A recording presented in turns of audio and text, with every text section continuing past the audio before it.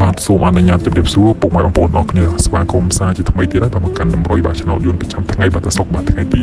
18ខែ8ឆ្នាំ2026បាទពុកម៉ែបងប្អូនមិនហើយបាទសុកទុកយ៉ាងណាយ៉ាងនេះបាទថ្ងៃទី17នេះបានចាក់តាមរយតាបាទ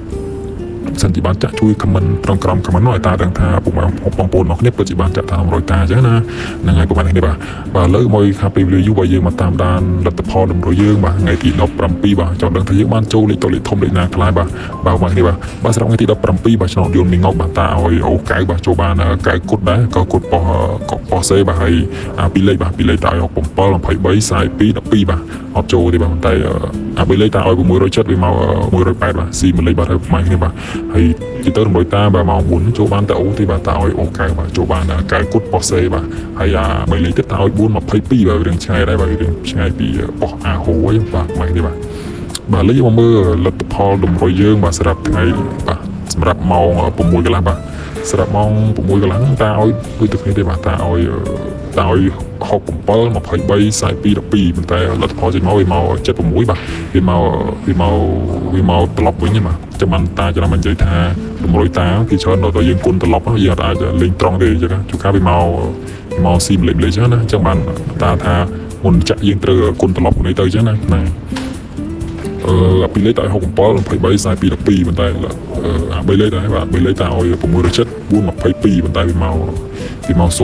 08គុតឆ្ងាយដែរបាទហ្នឹងតែអីទេបាទចូលបានអូកៅដែរតាឲ្យអូកៅចូលបានកៅគុតដែរ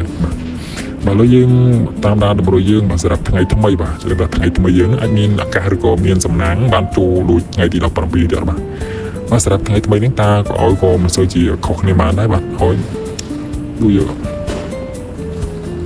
ណែបាទបងប្អូនកុំភ្លេច Subscribe បាទ Channel តាសុកតម្រុយឆ្នាំម្នាក់មួយផងបើតាមមានកម្លាំងចិត្តដាក់តម្រុយជូនពុកម៉ែបងប្អូនយើងបាទផ្សងសំណាងរៀងរាល់ថ្ងៃតែម្ដងបាទសម្រាប់ថ្ងៃទី18នេះតាឲ្យ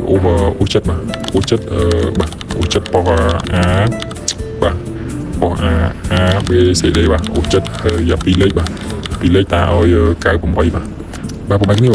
ម្រាប់98នេះបើយើងមានលុយយើងចង់គុណក៏បានដែរបាទចង់គុណត្រឡប់វិញក៏បានឬក៏ចង់លេងត្រង់ក៏បានដែរបាទយើងលេងតាមថវិកាយើងបើយើងមានលុយច្រើនយើងលេង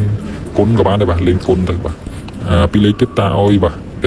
តាឲ្យ37បាទ37ហើយនឹង82បាទ82បាទ82 12បាទ